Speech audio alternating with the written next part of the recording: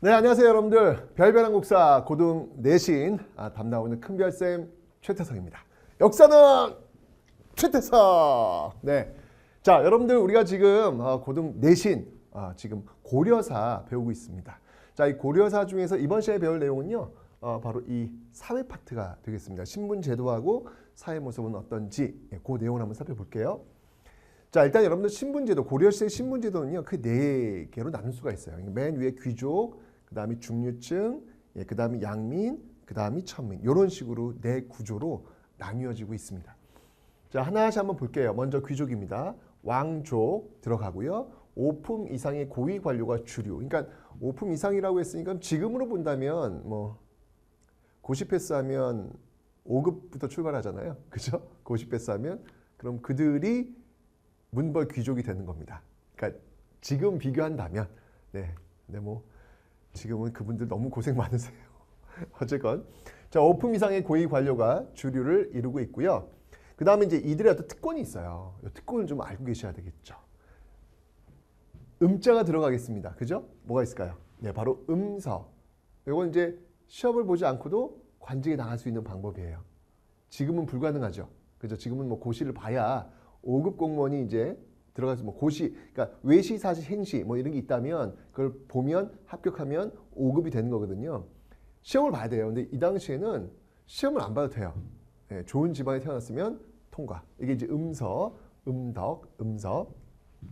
또 역시 마치 음자 들어가죠. 공음전. 이거는 뭐냐면 음서는 과거를 보지 않고 관직에 나갈 수 있는 방법이고, 공음전이라고 하는 것은 귀족 집안에 태어났기 때문에 토지를 받는 거예요. 왜? 그냥 받아요? 네, 그냥 받아요. 왜? 좋은 집안이니까. 이유가 없어요. 좋은 집안이니까 받는 거예요. 네. 지금은 뭐 상상도 할 수 없는 그런 일들이 이 당시에는 있었습니다. 이게 바로 신분제 사회의 어떤 특징이다 라는 것이죠. 왜? 부러워요? 자, 그래서 음서와 공음전이라는 어떤 특권이 이들에겐 있다라고 하는 거. 그래서 이들을 우리는 귀족이라고 부른다라는 거 잊지 않기. 자, 그래서 여기 이제 제일 중요한 포인트. 그들의 어떤 특권이 뭐냐? 음서와 공음전이다라는 거 꼭 기억하기. 자, 그럼 이제 한번 보죠. 그러면 이 귀족, 즉 상류층에 해당하는 사람들은 어떻게 변할까? 항상 고려시대 시대 구분할 때 잘라내고 1170년 무신정변 기준으로 전기 후기 잘라내고 그 다음에 요 앞에 누가? 호족들이 나라 세웠어. 그들이 이제 뭐가 되는 거야? 문벌 귀족이 돼. 그러다가 이제 칼 맞아 땡 끝나. 왜? 뭐 때문에? 무신정변 때문에. 그리고 이제 무신들이 들어와.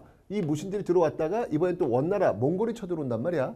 이러면서 원의 빌부터 성장했던 권문세족, 이렇게 고려시대의 지배층은 변하더라.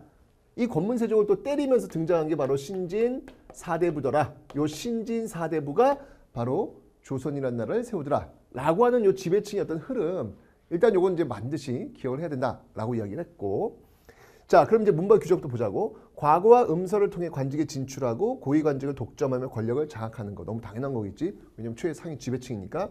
중첩된 혼인 관계를 통해 세력 유지. 중요한 건 뭐냐면 자기들끼리 결혼한다는 거지. 근데 뭐 이건 지금도 뭐 비슷한 거 아닌가? 의사들은 의사들끼리 결혼하는 것 같고, 재벌은 재벌들끼리 결혼하는 것 같고, 뭐 일반적으로 그렇더라고요 보니까. 그죠? 네, 이제 그런 것들을 벗어난 것들이 드라마화되면 인기 있겠지. 예, 왠지 이루어질 수 없는 그런 꿈을 그런 드라마를 통해서 한번 좀 이렇게 해소시키려. 좀 불쌍하지 않냐 우리? 그 드라마를 보면서 그런 걸 좀 우리가 해소하려는 게 좀 너무 좀 안쓰럽지 않나? 뭐 어쨌건 간에 막 이런 어떤 그 자기들끼리 어떤 폐쇄적 어떤 그 결혼 신분 제도를 유지하고 있다라고 하는 거, 뭐 이건 신분 제도에서는 뭐 당연한 그런 모습들이니까 이해하면 되는 거고, 이거 외울 필요는 없는 거고 그냥 이해하면 되는 거고. 그 다음에 이제 무신들, 무신정변을 권력 장악했고, 이 사람들은 교정도감과 정방 등을 통해 권력을 유지했다. 하하, 이걸 지금 처음 들어보나? 교정도감, 정방. 처음 들어보면은 안 되는데 앞에 다 했던 내용인데.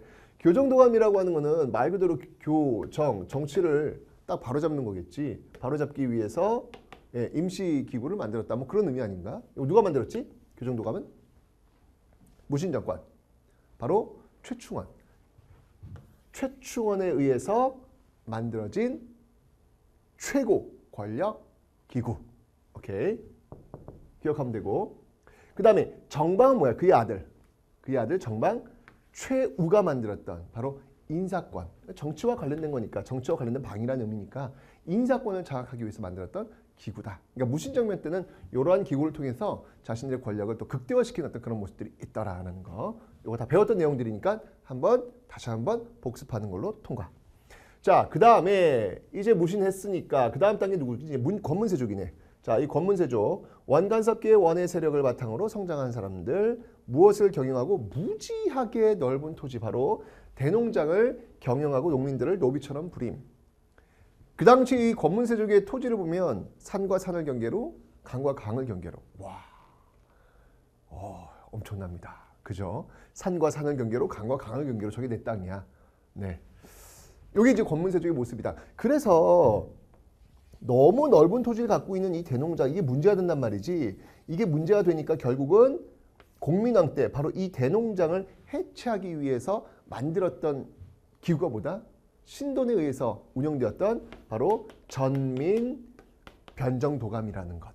이거 만들었다고 얘기했고, 근데 이거 뭐 그렇게 큰 성과를 거두지 못하지. 그래서 나중에 이 신진사대부가 다시 한번 토지개혁을 단행하는데 그것이 뭐다? 그것이 바로 과전법이다 라고 하는 것. 바로 이제 이 대농장, 권문세력들이 갖고 있었던 이 대농장을 어떻게든 해체시키기 위해서 보여줬던 어떤 그런 노력들이다 라는 거 다시 한번 더 복습하는 거고. 뭐 어려운 건 없고 지금 다 배웠던 내용들이야. 지금 앞에서 다 배웠던 정치 파트 배웠던 내용들 기억해두면 되고. 자, 귀족은 공부했고 이제 다음 중류층. 또 한번 현재랑 비교해 본다면 그 며칠 전에 시험에 뉴스를 봤더라고. 그러니까 지금 구급 공무원 응시생이 22만 명이라고 하더라고. 경쟁률이 거의 35대 1. 와, 요즘은 수능보다 더 어려운 것 같아. 공시가. 요즘은 수능은 공시랑 비교하면 안 될 것 같아. 옛날하고 달라. 근데 그 구급 공무원으로 들어간다면 이게 자꾸 현재 좀 이해 좀 시키려고. 아까 5급 공무원 고시를 봐가지고 뭐 행시, 외시, 사시 뭐 이런 고시를 봐서 합격을 하면 고려시대라면 문벌귀족이 되는 거고, 또 고려시대라면 9급 공무원을 봐서 지금 합격했다 그러면 중류층이 되는 거라고. 중류층. 고려시대에 새롭게 등장한 중간계층, 지배기구의 어떤 말단 행정직, 딱 맞단 말이에요. 지금의 이제 9급, 7급, 여기 지금 말단 행정직 어떤 그런 모습들을 가지고 있더라. 근데 여러분들 이렇게 급수가 그렇게 중요한 건 아닌 건 알죠? 네, 그 급수에 맞춰가지고 다 자신의 어떤, 요즘은 또 가늘고 길게 가는 게 중요하거든. 그래서 너무 빨리 올라가면 빨리 나오더라고. 그래서 내가 아는 사람은 자기는 승진이 싫대. 그냥 요렇게 그냥 계속 길게 가는 것을 자기는 삶의 철학으로 산다고. 그것도 나쁘지 않아. 올라가면 올라갈수록 스트레스를 받거든. 뭔가 성과를 내야 되니까. 하지만 밑에 있으면 뭔가 이렇게 내려오는 것들만 이렇게 좀 이렇게 해주면 그 다음부터는 나의 또 저녁이 있는 삶. 인생은 몰라. 어쨌건 요즘하고 좀 비교를 해가지고 한번 그렇게 나온다는 거. 그 다음이 요것도 마찬가지로 직역이 세습된다는 거. 하여튼 어쨌건 이 중류층도 지배층이거든. 그러니까 귀족이나 중류층이나 지배층이기 때문에 세습된다는 거. 그 지위가 세습된다라고 하는 거. 그러니까 이제 이런 고려사회를 신분제도, 신분사회다라고 이야기하는 거겠지. 자, 어떤 사람들이 인지 한번 볼까? 먼저 지방의 행정실무를 담당하는 사람들. 왜 배웠지? 잡아. 고려시대에는 지방관이 전국에 파견된다, 안 된다? 안 된다 그랬잖아. 전국에 파견되는 시점은 조선시대라고 얘기했잖아. 그러면 지방관이 파견된 곳을 우리는 군현이라고 하는데, 지방관이 파견되지 않은 곳을 그 군과 현에 속해 있다라고 해가지고 속군, 속현 또는 향부곡소 이런 게 있잖아. 그럼 그 지역을 다스리는 실질적 지배 세력이 누구라 그랬지? 향리라고 했잖아. 향리는 조선시대 사또 이향리와는 다르다 그랬잖아. 그 지역의 실질적 지배 세력. 고려의 향리와 조선의 향리는 다르다. 왜? 고려의 향리는 그 지역을 실질적으로 다스리기 때문에. 조선의 향리는 조선시대는 지방관이 다 파견되었기 때문에, 중앙에서 지방에 파견되었기 때문에 향리의 힘이 없다고. 그저 그 사또의, 그 지방관의 명을 수행하는 역할에 불과하단 말이지. 근데 고려시대는 그렇지 않다고. 왜? 지방에 파견되지 않은 적은 자기가 실질적으로 어떤 파워를 보일 수 있기 때문에. 바로 그 지방의 행정실무를 담당하는 사람들, 바로 향촌에 있는 관리다라고 해서 향리 기억하면 되고, 그 다음에 중앙관청에서 일하는 사람은 우리는 뭐라고 하냐면 서리, 그 다음에 궁중실무, 궁지에 담당하는 그 관리를 우리는 남반, 그 다음에 하급장교를 군반. 기억나나? 고려의 중앙군, 2군 6위, 그 2군 6위들, 그런 사람들이 이제 군반에 들어가는 거야 이제. 그래서 이제 토지를 받는다고 했으니까. 그 다음에 뭐 역의 관리 담당, 뭐 영리, 뭐 이런 어떤 사람들, 하급 관리들을 우리는 중류층이다. 라는 거. 특히 여기서 이제 요 정도만, 향리, 지방의 행정실무 담당 요 정도만 기억하면 큰 문제 없을 듯. 다음.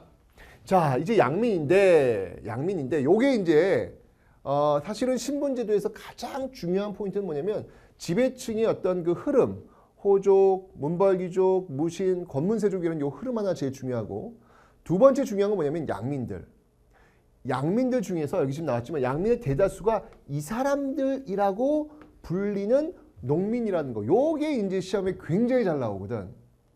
고려시대의 일반 농민, 양민이야. 천민 아니야.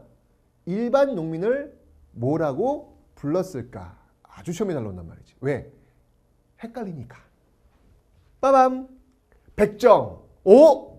눈이 동그래지고 있어 지금. 선생님, 백정, 가파치, 소잡고 뒤잡고 천민 아닌가요? 우리가 알고 있는 그 백정은 조선시대 백정. 고려시대 백정은 일반 농민은 이렇게 백정이라고 불렸다. 요게 이제 시험에 잘 나온다고. 요게 왜 헷갈리니까. 우리가 일반적으로 알고 있는 백정은 천민이라는 이미지가 너무 강한데 고려시대 백정은 천민이 아니올시다. 오케이. 자, 꼭 기억하기. 자, 이 사람들은 세금 내는 사람들이야. 조세공남 역의 의무를 지고, 그 다음이 양민 이상은 다 과거 응시가 가능하다라는 거. 오케이. 이건 뭐 조선시대도 마찬가지니까 기억해 놓으면 되고. 그 다음에 자, 또 하나 중요한 게 뭐냐면 여기 향부곡 소민들이 있어. 그러니까 향부곡민들은 주로 농사를 존경하는 농사에 종사하는 사람들이고, 소주민들은 주로 수공업에 종사하는 사람들이거든. 그러니까 모여있는 사람들, 모여있는 사람들, 이들의 신분은 양민이야. 그러나 양민에 비해서 차별받지. 선생님 옛날에 고등학교 때 향부곡 소민은 천민으로 배웠다? 교과서에 그렇게 나왔었어. 근데 영구성과에 의해 가지고 지금은 양민을 좀 승격이 된 그런 모습이지. 그러니까 이것도 이게 참 역사라고 하는 게 항상 이렇게 딱 정해져 있는 정답. 우린 그때 향부곡 소민을 양민을 쓰면 틀린 거야. 오답이야, 오답. 근데 지금은 향부곡 소민을 양민을 써야 되는 거지. 야, 선생님 배울 때는 천민이었는데 너희들이 배울 때는 양민이고. 그러니까 역사라고 하는 거는 항상 100% 정답이다. 이렇게 보기는 좀 위험한 그런 측면이 있다는 사실. 자, 어쨌건 이들은 양민입니다. 자, 향부곡 주민은 주로 농업에 종사하고 소주민은 수공업이나 광업에 종사한다. 라는 거 기억해 두고, 그래서 무신 정권 때 왜 공주 명학 소에서 들고 일어난 사건. 뭐라 그랬지? 공주 명학 소에서 들고 일어난 사건. 망소이의 난. 이게 바로 이제 소주민들이 일으킨 사건들이다. 자, 일반 군현민에 비해 차별받는 왜 그러냐면 일단 거주 이전에 자유가 없어. 이 사람들 움직일 수가 없어. 다른 데로 갈 수가 없어. 양민들은 그게 가능했는데 뭐 양민들도 뭐 그렇게 쉬운 건 아니지만 어차피 양민이 가능했는데 향부곡 소민들은 더더군다나 거주 이전에 자유가 없음. 그리고 더 많은 세금을 내야 함. 그래서 일반 백정들에 비해서 조금 더 차별받고 있다. 그러나 이들의 신분은 양민이다. 천민이 아니다. 라고 하는 그 포인트만 기억해 두면 될 것 같아. 역진의 주민. 역주민은 지금도 있잖아. 지금도 무슨 역. 내가 옛날에 살던 동네가 역촌동이거든. 여기 있는 촌이라는 동네. 그래서 역촌동이야. 옛날에 저기 역촌동이 어디냐면 저쪽 그 중국 사신들이 넘어가는 저쪽 은평구 쪽에 있거든. 저쪽 이렇게 중국 쪽으로 올라가는 고길에. 그래서 거기서 이제 말 갈아타고 쭉 와가지고 서대문 통해가지고 여기 경복궁에 들어오는 그런 코스. 역촌동. 지금 다 있지 뭐. 또 뭐가 있지? 원도 있잖아, 원. 인덕원. 이런 어떤 지명들은 다 교통과 관련된 사람들이다. 진은 뭐야, 진은? 진은 역은 이제 육로구. 진은 수로겠지. 진이 뭐가 있지? 뭐가 있는데? 무슨 진이 있는데. 진 혹시 기억나는 거 있어요, 감독님? 어? 청해진. 오케이. 청해진. 우리 감독님 청해진. 좋아요. 청해진 좋아요. 청해진 좋아요. 그런 어떤 그 진과 같은 경우에는 바다와 관련된 곳이다라는 거. 이런 것들 여러분 기억해 두시면 되겠습니다. 됐죠? 자, 요렇게 여러분 양민 기억해 두세요. 하여튼 향부곡 소민의 신부는 양민이다. 그리고 백정은 양민이다. 라고 하는 이 포인트. 자, 이렇게 시험에 나올 거 한번 잡아봤고, 그 다음 천민. 천민은 그냥 한번 읽어보면 되지 뭐. 천민 대다수는 다 이건 뭐 조선시대나 고려시대나 똑같아. 대부분이 누구다? 노비들. 노비들이 대부분이다. 매매나 증여나 상속의 대상이다. 이 노비들은 이 말하는 도구라고 보면 되는 거야. 이거 정말 이게 말하는 도구라고 생각한다는 것 자체가 너무 놀랍잖아. 사람을 어떻게 말하는 도구라고 생각을 하지? 근데 어쨌든 이렇게 보면 알겠지만 매매 증여 상속의 대상이란 말이야. 지금 사람을 이렇게 매매한다거나 사람을 증여한다거나 사람을 상속시킨다? 상상도 할 수 없는 일인데 이 당시에는 가능했다. 일천즉천은 뭐냐면 아버지가 양민이고 엄마가 천민이야. 둘이 결혼해서 아이를 낳았어. 그럼 그 자식은 발음이 좀 그러네. 그 아이는 신분이 뭘까? 아버지는 양민, 어머니는 천민. 신부는 천민. 왜? 둘 중에 한 명만이라도 천민이면 무조건 천하다. 그래서 이게 일천즉천이야. 한쪽이 천하면 곧 천하다. 그래서 일천즉천의 원칙이 적용되고 있다. 뭐 양수척도 있고 화척도 있고 이 당시에 그 소잡고 돼지 잡는 사람들을 화척이라고 불렀네. 도산업자들, 제인, 기생도 천민으로 취급되었다. 여기는 노비가 다수다. 이 정도만 알면 되고 매매, 증여, 상속의 대상이었다. 오케이. 여기 핵심. 자, 노비의 종류를 보면 공노비가 있는데 이 공노비도 어떤 노비가 있냐면 관청의 자벽에 종사하며 급료를 받는 입역 노비. 그러니까 말 그대로 들어와 가지고 역을 하는 거야. 들어와서 일을 하는 거야. 반면에 이 노비 볼까? 외거 노비. 이건 바깥에 거주하는 노비. 국유지를 경작하며 얻은 수입 중 일정액을 관청에 납부한다. 이거는 상당히 일반 농민들의 삶하고 비슷한 그런 모습들을 이 외거 노비는 가지고 있다라는 거 기억하면 되고, 그 다음에 공노비는 어쨌건 간에 국가에 소유되고 있는, 관청에 소유되고 있는 어떤 그런 노비를 얘기하는 거고, 그 다음에 사노비라고 하는 건 이건 말 그대로 개인이 소유하고 있는 노비. 또 마찬가지 똑같아. 그 돌쇠 있느냐? 그러면 네, 돌쇠 여기 있습니다. 라고 이야기하던 그런 노비를 바로 솔거노비. 그러니까 거느릴 솔자. 주인이 직접 거느리고 명을 내리는 솔거노비. 여기 바로 솔거노비. 주인 집에 살면서 노동력을 제공하는 노비고, 근데 이런 노비가 있는 게 아니라 주인 집이 직접 땅이 있으면 그 땅을 직접 경작하는 사람도 있거든. 근데 주인이 할 리는 없고 누군가 시켜야 될 거 아니야. 역시 똑같이 외거노비. 이렇게 주인과 따로 살면서 신공을 바침, 재산 소유 및 가정을 유지할 수 있다. 뭐 여기 이제 공노비의 외거노비나 그다음에 산업의 외거노비나 같다라고 보면 돼요. 공노비의 외거노비는 생산량의 일부를 어디에 내는 거야? 국가에 내는 거고. 산업의 외거노비는 생산량의 일부를 어디에 내는 거야? 자기 주인한테 내는 거고. 똑같아. 다만 세금을 내는 주체가 좀 다를 뿐이지. 이런 게 있다라는 거 기억하면 되겠습니다. 한번 읽어보면 정도 보면 충분할 것 같고.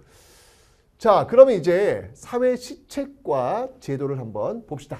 자, 고려시대 사람들의 모습들. 먼저 백성의 생활 안전 및 경제적 몰락을 방지. 왜? 농민들이 무너지면 게임 끝나는 거야. 농민들이 어느 정도는 유지를 해야 되거든. 자, 그런 제도는 뭐가 있냐면 의창. 자, 기억나? 이 의창은 춘대 추납. 이게 무슨 말일까?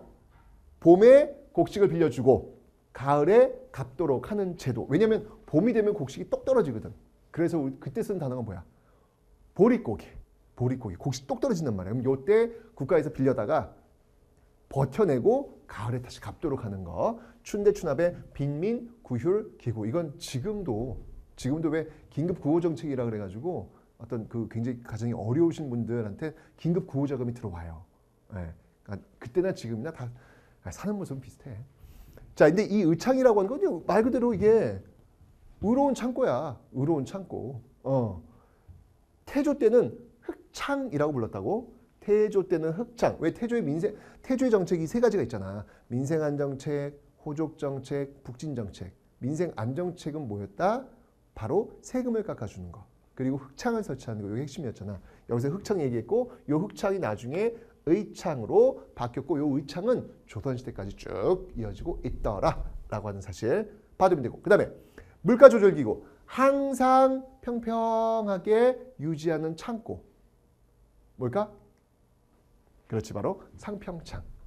항상 평평하게 물가를 유지하는 창고. 그러니까 값이 쌀 때 사들였다가 비쌀 때 풀어내는. 지금도 그렇잖아. 지금도 왜 계란 무지하게 비싸잖아.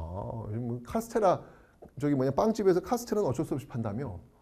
이 카스테라가 요즘 이게 원료가 계란값이 너무 비싸가지고 남는 게 없다고 하더라고. 그래서 요즘 같은 경우에는 되도록 카스테라 좀 안 사갔으면 그때 구색을 맞춰놔야 되니까 갖다는 놓는데 유독 또 요즘 이렇게 비쌀 때는 카스테라도 잘 팔린대요. 그래서 아주 카스테라 주인들 좀 힘들어한다는 그런 신문 기사를 봤는데, 그래서 정부에서 어떻게 해? 정부에서 왜 미국에서 계란을 무지하게 많이 수입해 오잖아. 그러니까 정부에서 비쌀 때 어떻게든 풀어내고 쌀 때 수거하고 이런 것도 해서 이제 물가 조절하는 거지. 이런 기구가 고려 시대에도 있더라.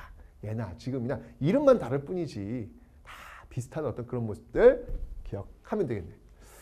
자, 다음으로 병원이 있어야지. 동서대비원, 동쪽과 서쪽에서 큰 자비를 베푸는 그런 병원이다라는 의미. 동서대비원, 질병치료가 있고, 그 다음에 이제 여기도 보면 재밌다. 여기도 굉장히 분업화돼 있어. 의학 분업. 진료한 다음에 처방전 써주면 처방전 가지고 와서 약국에서 약을 받는 거야. 그럼 고려시대 약국은 어딜까? 혜민국. 예. 백성에게 은혜를 베푸는 어떤 그런 곳이라는 얘기잖아. 혜민국. 약을 처방하는 그런 곳. 그 다음에 이제 구제도감, 구급도감. 이건 이제 말 그대로 구제해 주는 곳. 도감이란 말 들어가면 그냥 무조건 임시관청이거든. 구급. 급한 일이 생겨도 또 임시관청. 구제도감, 구급도감. 요즘도 왜 재난사고 벌어지면 왜 타워 이렇게 긴급 이렇게 뭐가 생기잖아. 그거 똑같이 이제 구제도감, 구급도감이 생기는 것, 임시기구. 그 다음에 빈민구제재단으로서 이 재단이라고 들어가면 이건 무슨 보야, 보. 무슨 보자로 끝난다고. 그 보자로 끝나는데 목적에 따라 가지고 그 앞에 들어가는 이름이 다르다고. 여기서는 뭐냐면 빈민들이니까 재위보, 구제해주기 위해서, 위급한 상황을 구제해주기 위해서 만든 어떤 그 재단이다. 그러니까 돈을 모아. 돈을 모은 다음에 이자가 있을 거 아니야. 그 돈을 이제 빌려주면 이자가 생길 거 아니야. 그 이자를 가지고 목적에 쓰는 거지. 어려운 사람을 도와준다거나 이런 식으로. 지금도 왜 영화를 보면 우리가 이제 영화표 한 장 사면 거기에 문예진흥기금인가? 그런 게 있단 말이지. 그러니까 예를 들면 10,000원짜리 영화 한 편 봤어. 그럼 그게 뭐 1,000원 정도 이렇게 빠지더라고. 그 1,000원은 바로 이 예술하는 사람들을 위해서 사용되는 것. 그런 식으로 지금 이 당시에도 사용되었다라는 거 받으면 되는 거지. 자, 그 다음에 이제 법률과 풍속인데 고려시대의 법률은 뭐가 있을까? 관습법 중심으로 운영되었다. 이게 무슨 말이냐면 예를 들면 이런 거야.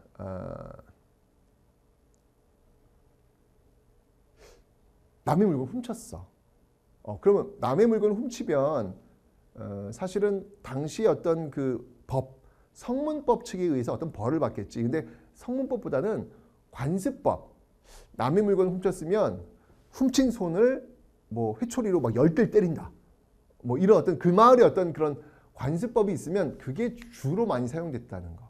고려시대는. 그래서 관습법 중심으로 운영되어서 형벌에는 태장, 도유, 사가 있다. 태, 회초리, 장은 곤장이야. 곤장. 넓적한 걸로 그냥 그것도 이제 물을 많이 적신다고. 그러면 이게 쩍쩍 들러붙어요. 무지하게 아파요.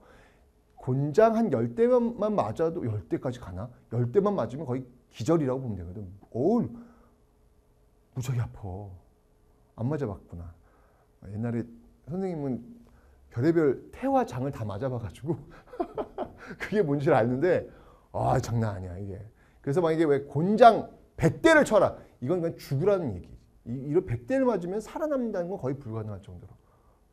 그래서 이제 그 때리는 사람한테 이게 좀 돈 좀 이렇게 좀 찔러줘 주고 이제 그런 게 이제 역사 나오는 거예요. 왜냐면 이게 또 기술이거든. 어떻게 하면 좀 이렇게 좀 세게 때리는 듯한데 살짝 안 아플게 이렇게 그런 것들 좀 있고. 도라고 하는 건 뭐냐면 이게 칼 채우는 거야. 칼 채워가지고 깜빵에 집어넣는 거. 유는 유배 보내는 거, 사는 죽이는 거. 이렇게 태장도유사의 오형. 그 다음에 반역죄와 불효죄는 중죄로 처벌. 뭐 예년 다 그랬고 사형의 경우는 삼심제도 운용되었다. 3번 정도. 그러니까 나는 사형이 아니다. 사람을 죽여야 되는 거기 때문에 한 적어도 나는 그 사람이 죽어야 되는 사람의 어떤 이야기를 좀 들어봐야 될 거 아니야. 지금도 마찬가지잖아. 지금도 왜 뭔가 어떤 죄가 딱 내려지면 나는 항소하겠소 라고 해서 상급기관을 올라가는 그런 삼심제가 있는데 이 당시에도 이제 이런 게 있었다라는 거. 풍속, 장례와 제사, 정부는 유교적 규범을 권장했고 민간에 쓴 토착신앙과 결합된 불교나 도교적인 의식에 따랐다라고 하는 거. 명절은 정월, 초하루, 30날, 단오, 유도, 추석 이런 게 있다. 뭐 한번 읽어보면 되는 정도. 오케이. 자, 중요한 게 나왔어요 이제. 고려시대 사회에서 정말 가장 시험에 잘 나오는 거. 가족제도와 특히 여성의 지위. 포괄적 혈연 의식을 형성해서 가족 내 모든 권리와 의무가 부계, 모계에 동등하게 적용된다는 거. 동등하게.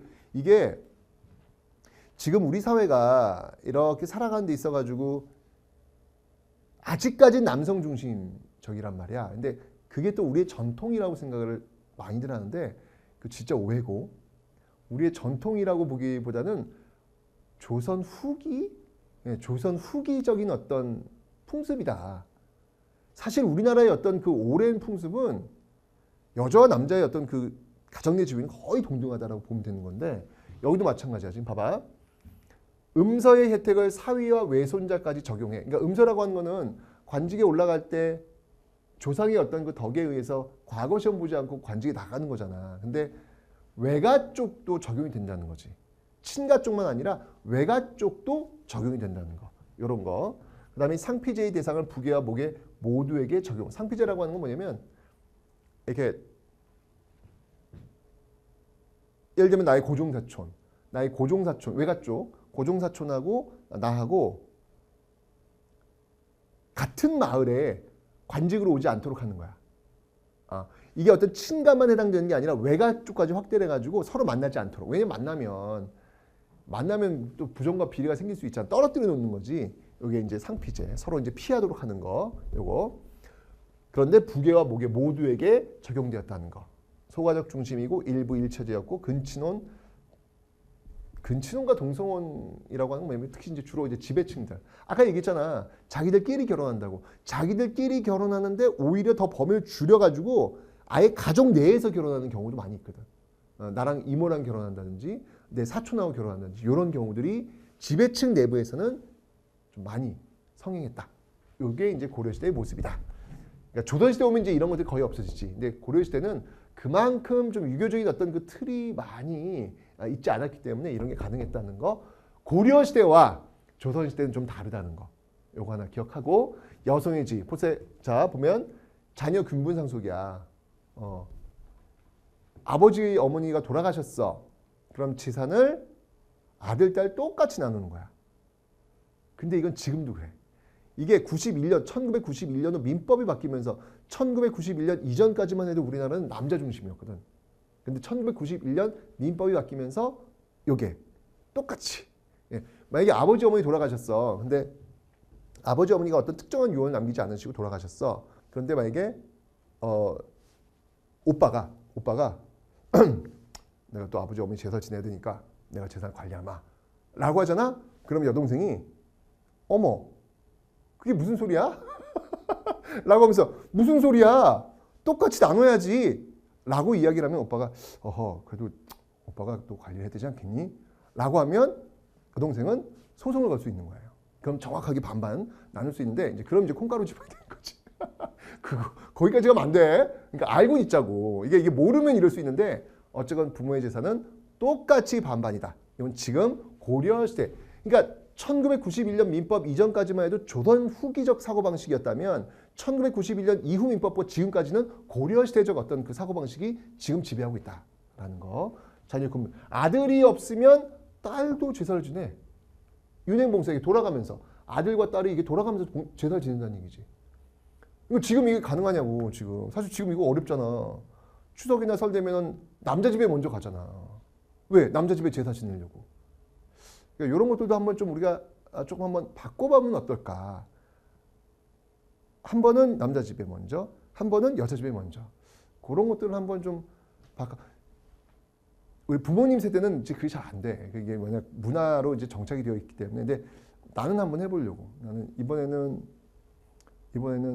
내가 아들이었구나. 아이고 하려고 해도 안 되네. 이러면 이게 딸이 있으니까 또 이런 말 하는 것 같은 느낌이 드네. 어쨌건 고려시대는 이렇게 돌아가면서 했다라는 거. 요즘 우리도 한번 좀 해야 되지 않을까. 그 다음에 여성의 재가가 비교적 자유로웠다. 남편 죽었어. 그러면 사랑하는 사람 있으면 가면 되는 거지. 비교적 자유로웠다.